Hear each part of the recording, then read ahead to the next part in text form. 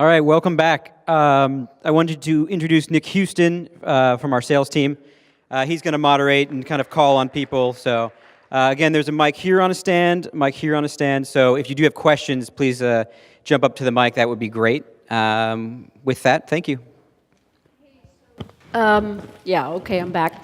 So there were a couple of questions that people asked outside that I thought, oh, that used to be in my presentation, but I seem to have left that slide out. So there were a couple of expenses that I wanted to mention. One is clothing. And the question is when is clothing deductible? The short answer is that theoretically, clothing is only allowed to be deducted when it's not otherwise adaptable for personal use. So I like to call this the nurses and the UPS rule, that if you have a uniform that you wouldn't wear anywhere but work, then that's definitely deductible. The other place where I have deducted clothing types of expenses are, I have a client that's talent, that she won some awards, so she had to go to the award show and had to buy a dress that she wouldn't otherwise have worn for any other reason except to go there. So if that's the only reason that you have it, then you can deduct it. This lady here in the front asked a question about clothing that she had outdoor gear that she was wearing. And theoretically, the outdoor gear could be worn for other reasons. However, they allowed the deduction. And I'll say that this falls under my don't be greedy rule. There's an old saying that goes something like this: bears and bulls make money on Wall Street, but pigs get slaughtered. So it's very important, and it's key that that the IRS, you've got a person that is probably not making a ton of money sitting across from you in an audit that is, why does she get to deduct that when I can't deduct that? So you want to be able to, you don't want to be perceived as greedy. And the example that I gave to the lady that I was talking about is, I had a client that I had to defend his return, and I hadn't prepared the return. He was a new client to me. I had to defend his return in an audit, and when I looked at the detail of the meals and entertainment account, his accountant had deducted 3 meals a day on some days. And it's sort of like, how do you defend the question of, I deducted everything that I ate for almost an entire year as being business related? And I tried to finesse it a little bit with the IRS and the auditor. I said, well, let's talk about what's reasonable. He said, what's reasonable? Let's start with 0. And I said, okay, I'll concede half of that, okay? So if you, for example, in her case, it's clear she didn't deduct any other clothing, but, so the auditor accepted it. But it's kind of, a lot of it has to do with perception. And I will also say, in an audit, I had an experience where I went through years where I didn't experience any audits at all, but suddenly my number came up where they selected New York City as a test market, and they were auditing Schedule Cs to see what people were deducting on their Schedule Cs. So suddenly I had 10 audits in the course of like 3 or 4 years. They can do a lot of things in an audit, including they wanted to go to my client's home to actually physically visit their home to see the home office, because they were claiming a home office deduction. In another case, they wanted me to prove every single deposit that went through my client's personal account to prove the income that he reported. So it is important to keep records on that sort of thing. Yes, same thing. I had a Schedule C audit, and they had an area of the living room, and they said that was a home office. I had to give the IRS agent pictures that was not a home office. That was disallowed right off the bat. So, and they will, this person was a Schedule C, and there was transfers of money between the personal and the business. The same thing, they asked for the bank statements, and they actually went through the deposits, and they came up with additional income of $60,000. When we were done with the audit, we had to disprove that that was not income. It was just money going in between the accounts, and some of it was her W-2 income. but they were prepared to say, nope, you didn't report $60,000. So just the takeaway from this is really be sure to document everything and keep good records. And then one last thing, Ann and I were talking outside, and she asked the question or said, could you talk a little bit about equipment rental? And for equipment rental, there's a big question of whether or not you should report it on Schedule C or whether or not you should report it on Schedule E. Schedule C is report of self-employment income, and Schedule E is rents and royalties. Why does it make a difference? Because if you report it on Schedule C, it is subject to self-employment tax, which could potentially be 15.3% of your net. So the question that I like to ask is, for equipment rental, is it an integral part of your service? If you are a DP and you rent your camera equipment, do you do it every time? Is this a package deal where if they hire you, they're also renting your equipment, and that's just part of an integral part of the service? Or is it that occasionally, sometimes you hire your equipment, sometimes you use their equipment, sometimes they rent third-party equipment? So if it's not an integral part of your service, then potentially you can report the rental income on Schedule E and it not be subject to self-employment tax.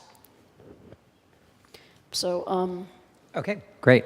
Thank you very much. So here's how we're going to do the questions. If you have a question, we have microphones set up stage left and stage right. Just head over to the microphones, and we will call on you when you get to the microphone. So if you have a question, head over to the microphone, which is set up off to the side. Just while we're getting people, and then we have another microphone on that side of the stage. We're going to take our first question just from some of the people that are watching online. So Adam? Thanks, Nick. We have a question from Michael via Facebook Live. His question is, given the new code, are there new general thresholds of asset/rental and IC income versus payroll income that make sense for freelance production workers to become an LLC or S Corp?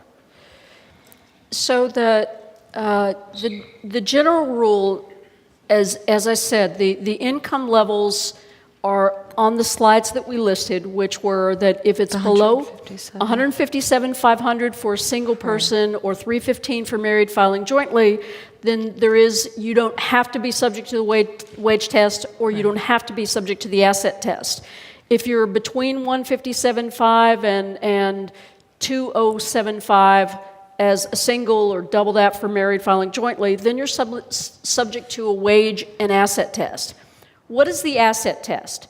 Well, the asset test says the limit is potentially up to 25% of wages plus 2.5% of gross fixed assets. And it doesn't matter if you've depreciated those assets before, it's the original cost of them. Now, there is a time frame limit that says, if it had to have been, if it's equipment, it had to have been purchased, say, in the last 10 years. But let's say that you have a rental business and you have a significant amount of assets that you've purchased a lot of camera equipment or different equipment over the period. Then potentially 2.5% of that could be a number if you didn't have any wages. Does that answer? Great. Yeah. All right, so let's go stage left. Hi, so assets on a Schedule E. Oh, I'm sorry, equipment on a Schedule E that you're collecting rents on. Can you write off repairs and maintenance? Yes, now it would be important for you, if you're saying that this is a rental business, that you have to depreciate the assets on there and not on the Schedule C. So they could not be deducted there. They would have to be deducted on the Schedule E. But yes, the repairs and maintenance, insurance, things that are directly related to the equipment, yes, you could deduct those expenses as well. That has not changed. And the equipment itself, let's say the equipment is owned by an LLC that's already on my Schedule C. That would be a problem. All right, so I'd have to own it personally. Yes. And at that point, if anything happens with that item and I get sued, they can come after me personally. So it's a trade-off there. Yes, Okay. yes. Okay, great. We're going to go over to stage right. So I'm under the impression that this new tax law favors corporations. They pay less percentage of tax. So one thing that myself and some people I know have been considering is becoming corporations, LLCs, S-corps, and then some of the expenses that we usually incur as individuals running a business, we would just charge to our business. So I'm wondering then what happens to that company's income. Obviously, like my business would pay taxes on the profits that they make. Would I then have to pay myself and pay taxes individually as an employee? Or if not, then I guess what happens to that money? If I want to use that money for something that's not related to the business, how does that work? So there are two types of corporations. So a corporation that you create is born a C corporation. There is an election that you can make under the law where you can ask to be treated as an S corporation. Now, a C corporation is it's a taxpayer like any other taxpayer. So it pays tax on its own net income. It does get to deduct wages that it pays to you, but the money is the money of the corporation. So if you want to take the money out of the corporation, out of a C corporation, you would have to do it in one of two ways. You would have to either declare it as wages to yourself, or you would have to pay yourself a dividend. And if you receive a dividend from the C corporation, you're going to pay income tax on that again.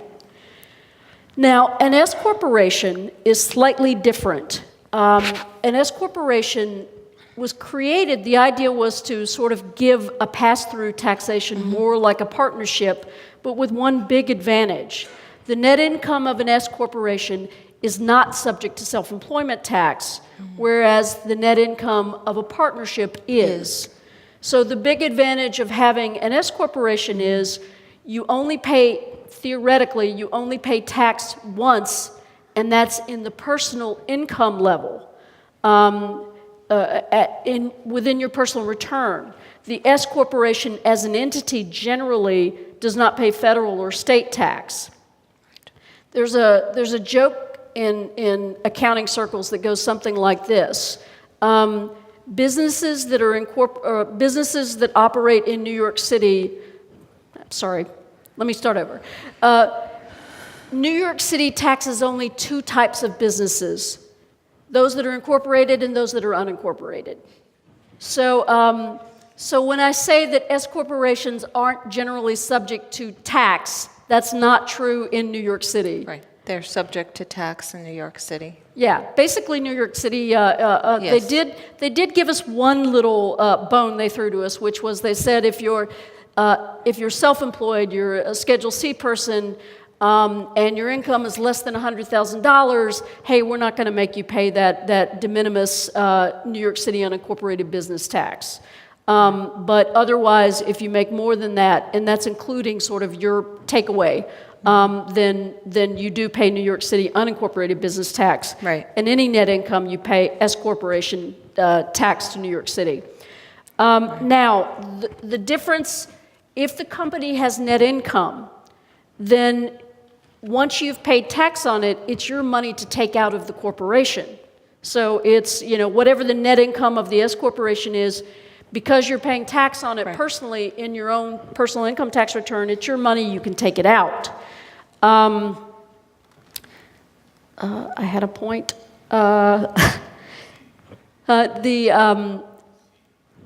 So with the C, though, the difference is you cannot. You would have to take that as a dividend and pay tax on that. But the, quote, dividends that you take from the S corporation are not subject to tax. Right. The trade-off is, however, the question that should bubble up in your mind is, well, why would anyone pay themselves wages? Couldn't I just take it all as pass-through income and just not pay any tax at all, or not pay any employment taxes at all? And the short answer is no. The IRS has a requirement that you pay yourself reasonable compensation. So the short answer is, what's reasonable? Well, it's kind of in the eye of the beholder. If you pay yourself nothing, then it's a slam dunk case for the IRS to say nothing is unreasonable. Right. If, on the other hand, you pay yourself something in wages, then it's the burden of proof shifts to them to prove that it's unreasonable. So it's, if you have a corporation, you have to pay, if you have an S corporation, you have to pay yourself something in wages. Right. Okay, let's go backstage left. Hi there. My name is Nick Sturge. I'm a production manager. I process payroll all the time, union, non-union, caps, media services, all that. I just want to touch on something that our friend Jim said earlier, and our gaffer, I don't know if she's here. So it's not much of a question, more of a statement. And I do have a question if someone can prove me wrong. But I don't think, why would a company not honor a loan out if you have proof of articles of corporation and workers' comp? Because the way production companies work is if they hire a payroll company, say CAPS, there's about a 25% somewhere around there in New York City, P&W that they would pay for. But if anything, it benefits a company if you have workers' comp and articles of corporation and an S corp, because they don't have to pay taxes on it, so there's more profit there.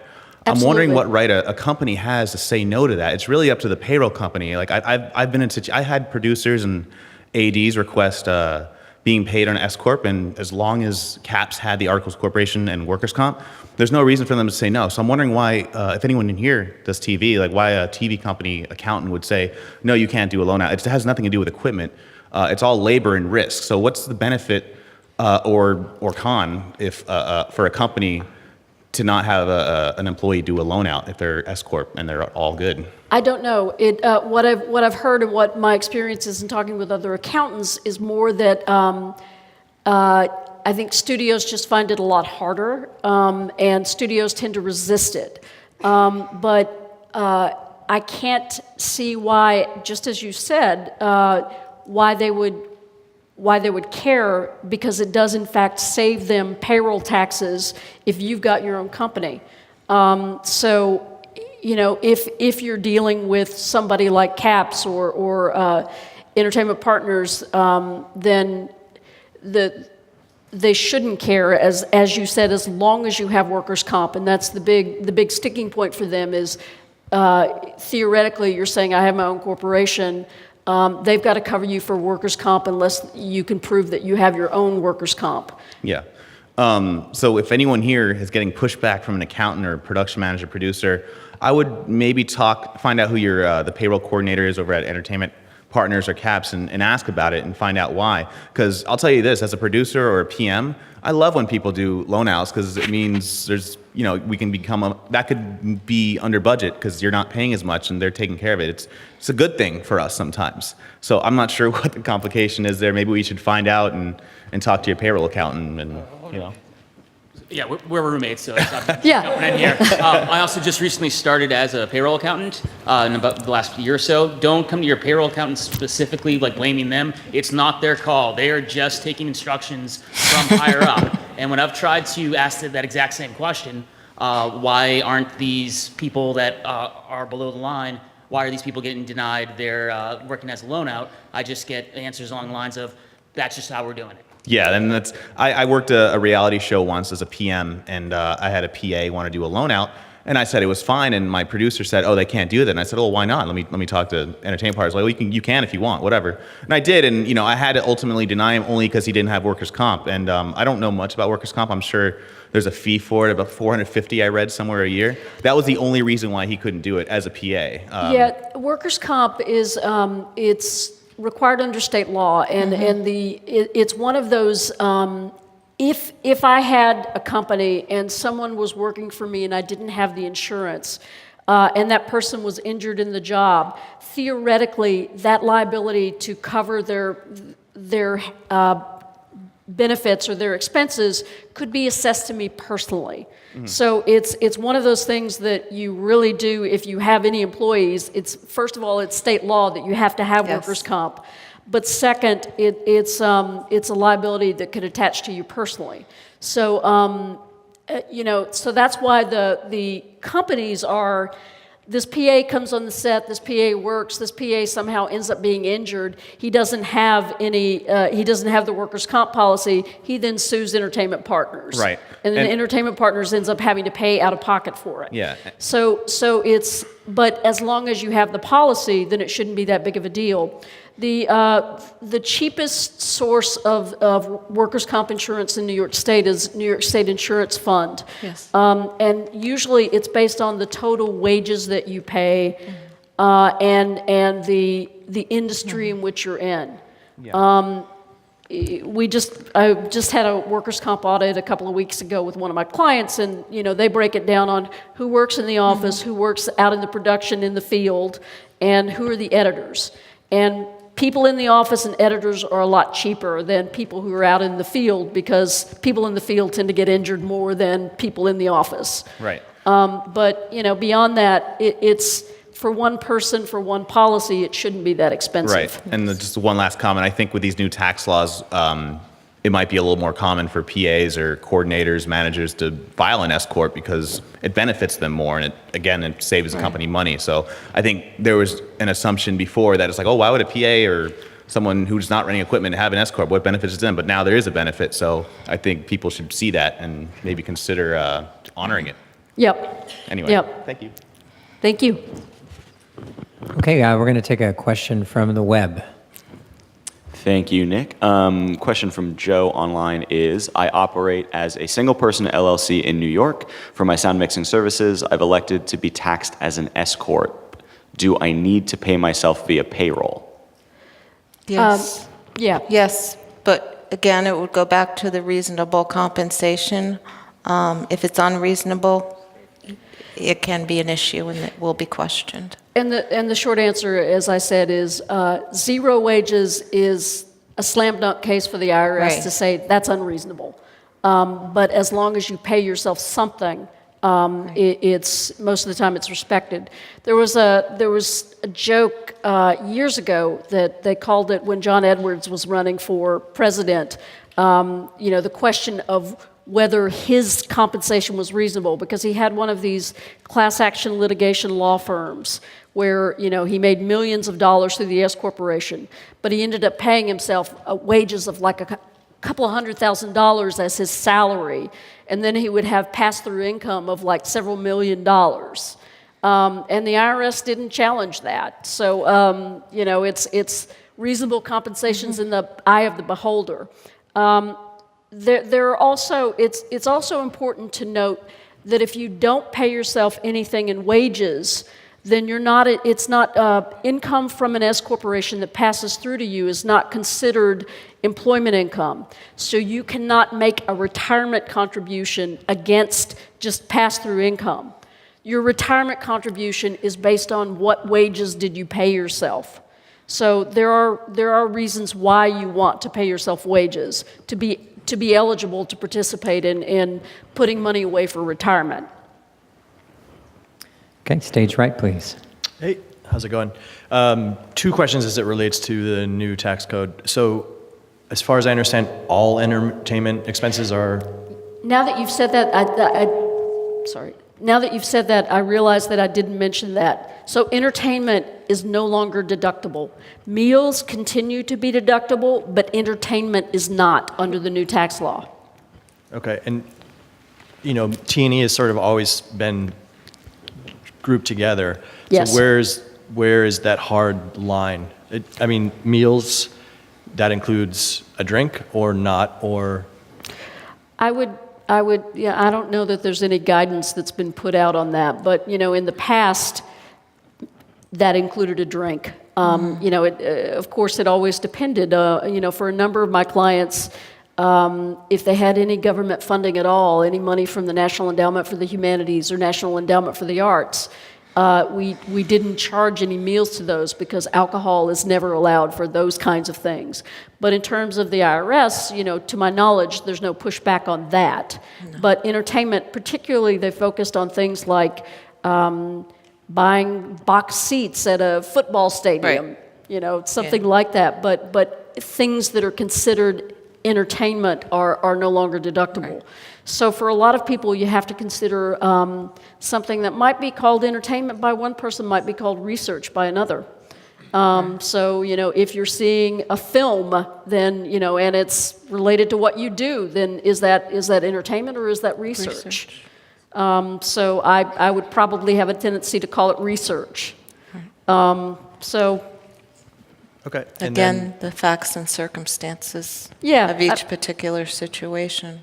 yeah, I mean, I don't know that there's any guidance in particular that's been released yet, and it really will kind of come down to a facts and circumstances kind of basis. But, my off-the-cuff answer would be, I would guess that, drinks would be considered part of a meal, and I would guess that you could call certain things research as opposed to entertainment.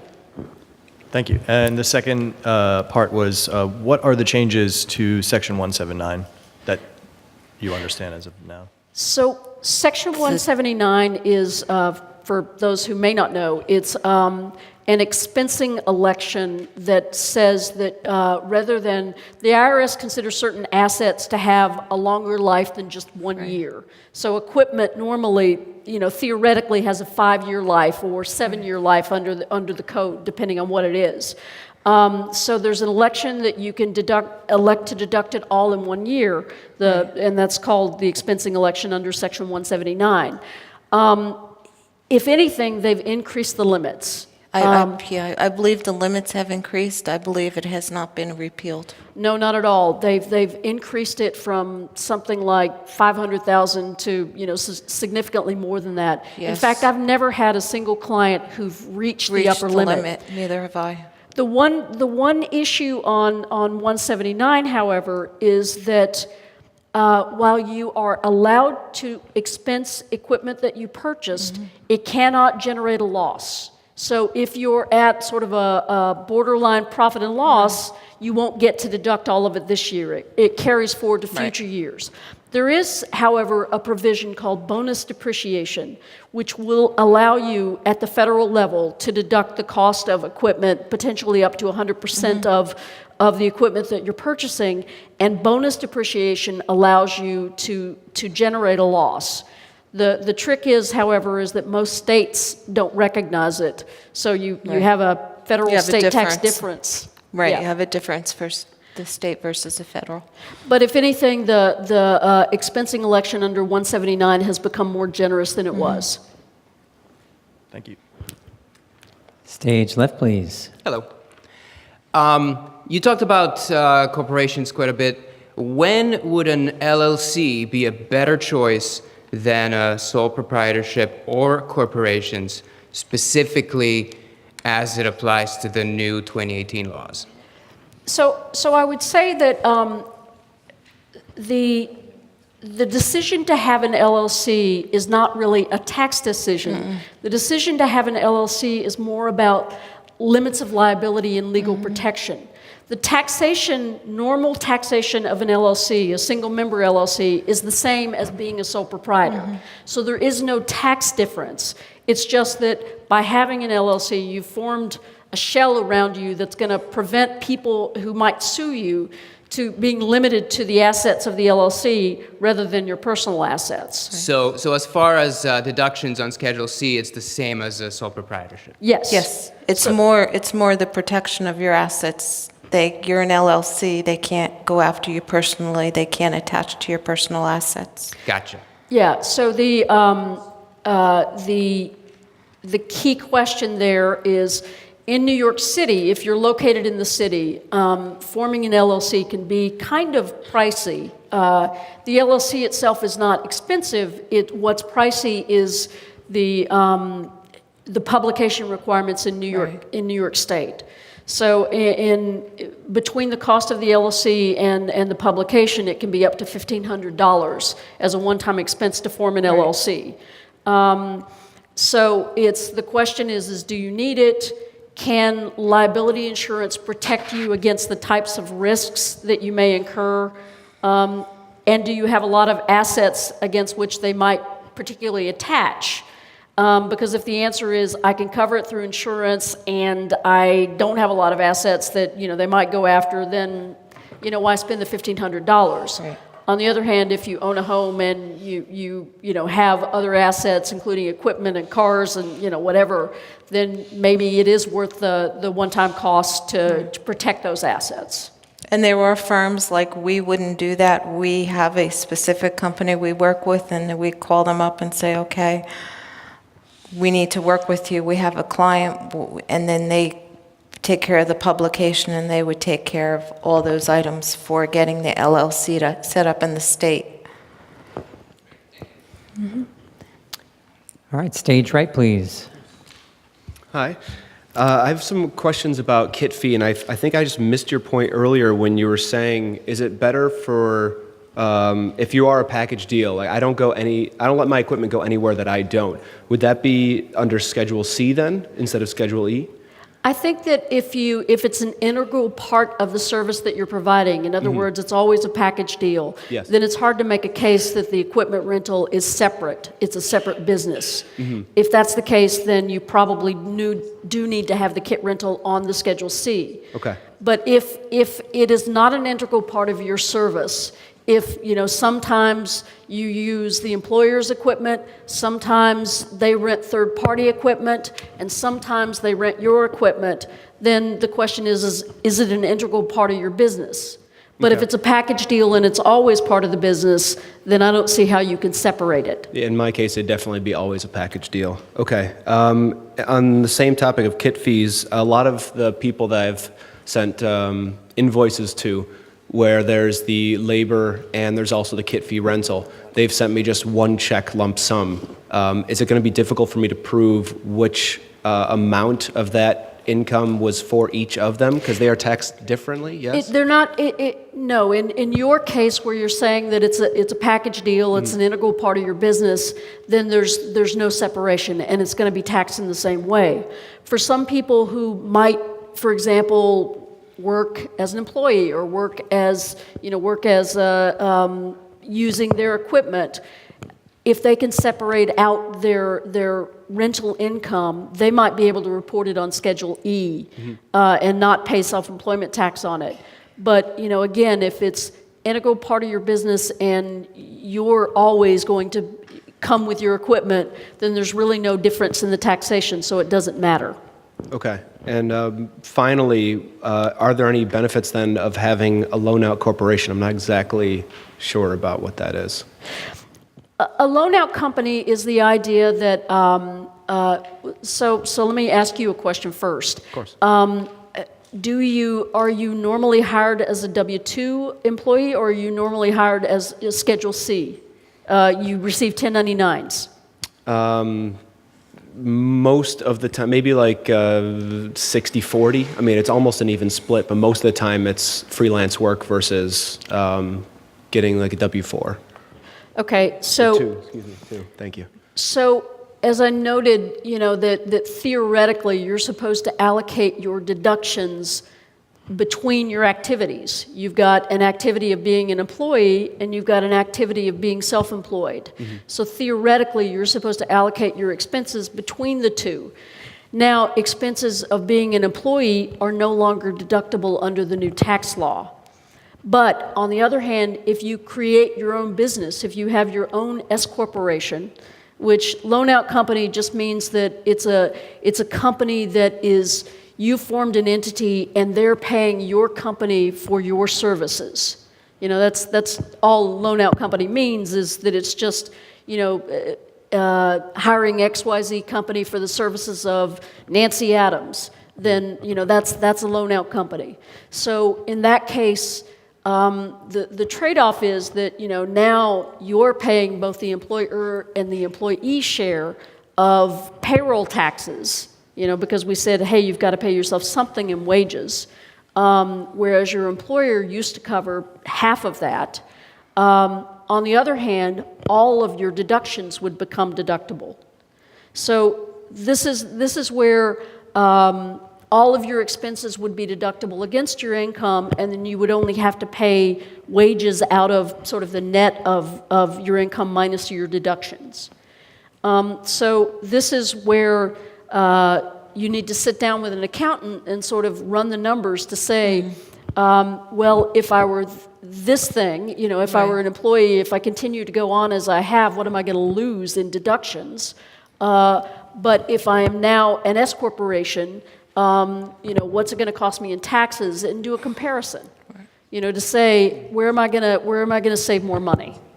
Okay. Right. All right. Thank you very So much. do the deductions outweigh the Cost increased of- tax? Yeah, the cost of compliance of now Right. you've got to have a separate corporate return prepared. Right. Now you have to pay to have a corporation formed. Now you have to pay to have a payroll service. Those have hard costs to you, but at the same time, the question is are the tax savings going to be more than those costs? Right. You know, I've had some people who looked at that question, and you know, I recently advised one of my clients to change from being a single member LLC to being an S corporation because she was already paying a payroll service because she had employees. So that wasn't a new cost to her. So, you know, it really, it's a, hate to say this again, but it's a facts and circumstances thing. You know, in order to be able to make an assessment, somebody needs to look at your personal situation and say how much you're going to gain and how much you're going to lose. All right. Thank you very much. Thank you. And let's have a question from the web, please. Yeah, we have, Mike has got a two-part question for you.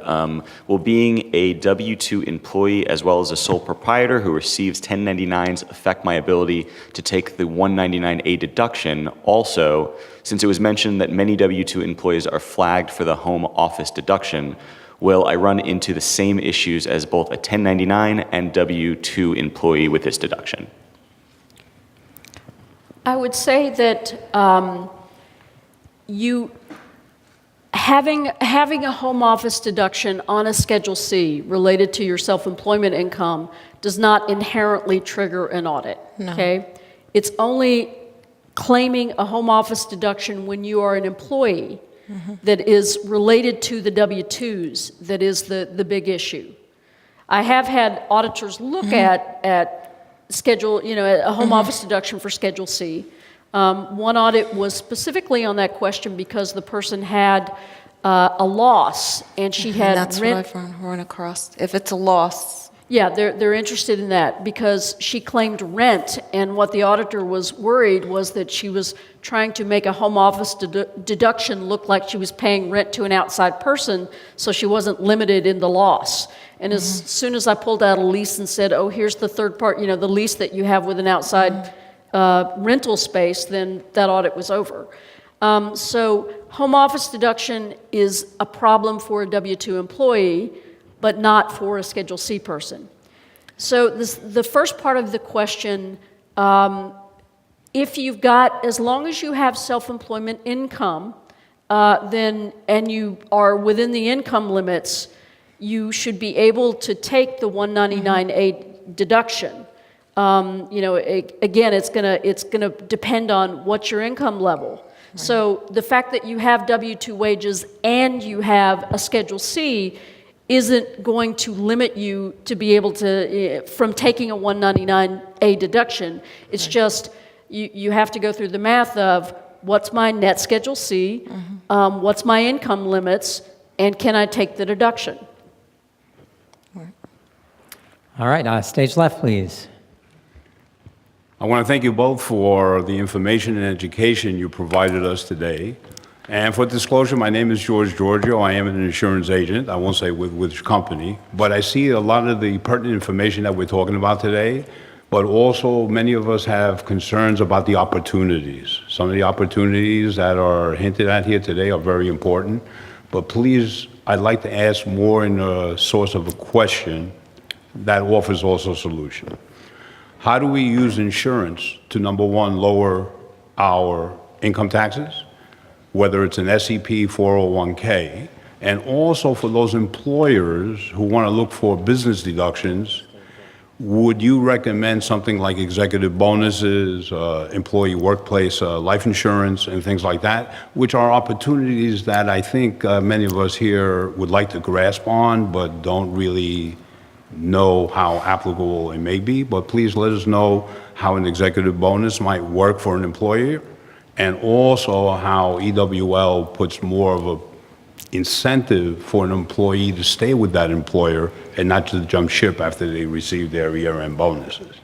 Well, it sort of sounds like you might be able to answer the question better than I can. So, Well, may I just say something yeah, else here? We are partnered, without mentioning name here, we are partnered with the AICPA, and also we offer and network with them already since October of 2017. And opportunity also is not just looking for your deductions, but also items to take to your financial planner and advisor and your CPA. So, do you need key man insurance to protect your business? How does that benefit you tax-wise? That's where you sit with your tax professional. Do you need employee benefits to retain employees?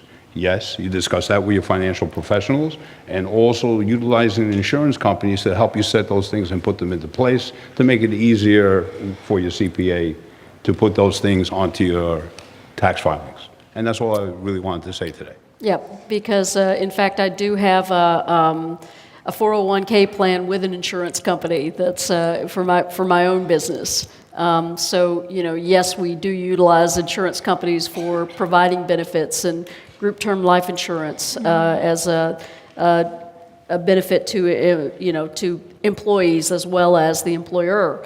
So there are lots of opportunities to use insurance, I think, to minimize your risk and also maximize benefits. One other statement in regards to that, I'm glad that you mentioned that, but there's also a more permanent product that people, when they do leave and transition from one company to another, as many of us do here because we're not on site and on location in the same places, there are portable products where you can get on your own that are permanent and portable and are not terminally related, so once you leave, you lose them.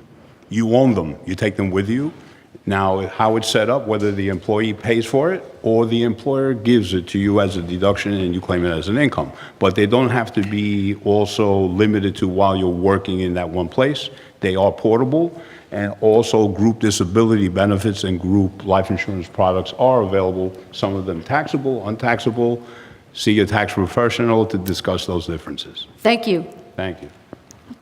All right, and stage right, please. Yes, I have actually a comment and then two short questions. My comment is, as a former union president and as a labor, as being on the side of labor, if you form a loan-out corporation, you have to pay unemployment insurance, and then you cannot collect it because you're the owner of your own company. So I think that's something people need to consider. Thank you. That's a very important comment. That my experience with that has been that you almost have to dissolve your company in order to be able to collect unemployment insurance, and that cost is usually it's based on the first $11,000, $11,000 to $12,000 of wages. So it can be up to about $500 a year a tax that you're paying that you may not ever be able to collect on.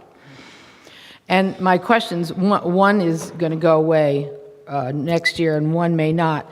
But for auto expenses, if you're a wage earner, if you're carrying heavy equipment in your car, wouldn't that be deductible, not necessarily as a commuting expense? Yes. Yes, Okay, if you're using it to transport equipment. But theoretically, hopefully that's something your employer would reimburse you for. Yeah, well, Right. it depends on the company, yeah. And Right. And the other one is you said never gym expenses, but suppose you're a dancer and your body is your instrument and you have to keep it in shape, or weight lift, that kind of thing. Wouldn't then gym memberships be deductible? what I would say is I would probably deduct A portion. I had that in the person, and we deducted a portion, and it was, as long as it was reasonable. I believe they did get that in the audit, but it was not 100% of Okay. the gym, maybe like 20, lower percentage. But yeah, it's going to be one of those things that it's the IRS can be like a dog with a bone with that one, and it's hard to pull it out of their teeth. And it's, you have to make a specific case for it, and you have to show that, oh, I didn't take 100% of it. You know, I only took a portion of it because this is the only place that I can hone my craft. But, you know, I would probably want to take something like membership in a dance studio or membership in something else, or, you know, call it education, as opposed to, you know, when they see a gym, they just, I don't know why, it's like waving a red flag in front of them. Okay, thanks. Thank you. And by the way, Anne's a good accountant as well. So if you have any questions, you can ask her. All right, let's get another one from the web, please. Yeah, so we have a question from Benjamin. As a W-2 and 1099 employee with a large amount of itemized expenses, is there a way to take advantage of the 199A deduction without incorporating? Well, the 199A deduction is really, it's a percentage of your net income. So deductions, you know, if you think about it, deductions actually lower the amount of your net income on which you're going to be basing on it, so on which the deduction would be based. So, I'm not sure. I mean, I will make the point that I would go back to say, remember, it's important to allocate your expenses between the activities, that you have to be able to say that my expenses are related to this activity and not my W-2 employment. But, you know, as long as you can make a good case that the expenses are related to your self-employment activities, then yes, you can deduct them. And again, the 199A deduction is a percentage of the net income of the business. Right. So, is there anything you can add? The deduction is based on the net income. The deduction is not based on your taxable income. So you're starting with your income less your deductions, and that's what you're basing this 199A deduction on. So it's not a function, it's a function of, like Nancy said, the net income, the bottom line. Hope that answered it. Okay, and stage left, please. Hi, just to further question what you just said, I'm a costume person, and so my kit rentals, I feel like I'm an employee with W-2 income, but I also get 1099, and I feel like some of my kit rentals are paid to me as 1099 income at the end of the year. So would that 1099 income, so all my expenses for my kit are directly related to that income. Is that deductible still, or not? Like when I have to show up to set with if you're tools of my getting trade. a 1099 for it, then yes. Yes. I can directly, do I have to deduct the net expenses and then get a percentage? Then you should pay tax on the net. It's the question is whether they're showing it in box 1 of the 1099 as rental income, or whether they're showing it as box 7 as sort of non-employee compensation. Okay, so if it's box 1, then it's not. Well, no, it's still taxable. It's just the question is, where is it taxable? Is it taxable as rental income on Schedule E, or is it taxable as sort of self-employment income on Schedule C? Okay. But if it's rental income, then you report it on Schedule E as rental income, and then you deduct the expenses directly related to that against it. Okay. All right, thank you. Thank you. All right, and one more question over here. Hello. These questions may be remedial, but I just have 2 quick questions on healthcare. So for me, like I have Obamacare. Somewhere along the line, someone told me that is tax deductible, that the premiums are. Is that true? Yes. Okay. It's and it depends where it's deductible. Depends on whether you're self-employed or whether you're an employee getting a W-2. So for me, I'm only paid on 1099. So you're self-employed. Yes. So you get to deduct it as an adjustment to gross income. Okay. And sort of on the front of the 1090 on the front of the 1040, there's lines that are called adjustments to gross income. So there's self-employed health insurance is a line there. Okay. If you're an employee, it's deductible potentially as a medical expense. In your in the itemized deductions. Yeah, but you have to be able to itemize deductions to take it.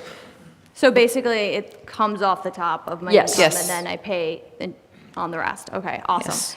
And then you touched earlier on transportation, and I wasn't sure if this applied to me, again, as a 1099 person, the transportation to and from my various, gigs around town. Am Yes. I able to deduct like my Yes. full Metro card, cabs? Yeah, consider it this, is that, if you're self-employed, whenever you leave the house Okay. and you're traveling to a Right. job, then that becomes deductible. Was it Because- at one point, at one point, I think an accountant at some point told me it was like, if you're going from one job to another, then you can deduct that, but not like as you leave the house, so that seems No, new. it that- depends. For an employee. Okay. That's true for an employee. If you're getting a W-2, then going to work is not deductible. Got it. But if you're self-employed, your employment begins at your house. Perfect. Thank you so much. Thank you. All right, let's get one more from the web. Thank you, Nick. From Jan, does not paying self-employment tax filing under Schedule E not ultimately reduce Social Security payments not having paid into the system for a chunk of your income? That's absolutely true. That's the trade-off. And if you don't, for example, pay, there are lots of consequences of not paying self-employment taxes. I had a client that for years the bottom fell out of her industry. And if you don't pay into Social Security for over 5 years, you lose the disability portion of Social Security. So that there are very much consequences to not paying self-employment tax. But what I'm saying is, if it's not an integral part of your business, if it's a small part of your business and it's a small source of income, then reporting it on Schedule E, net of its expenses, really doesn't have a significant tax consequence. If it is integral and it's a significant part of your income, then it should be on Schedule C.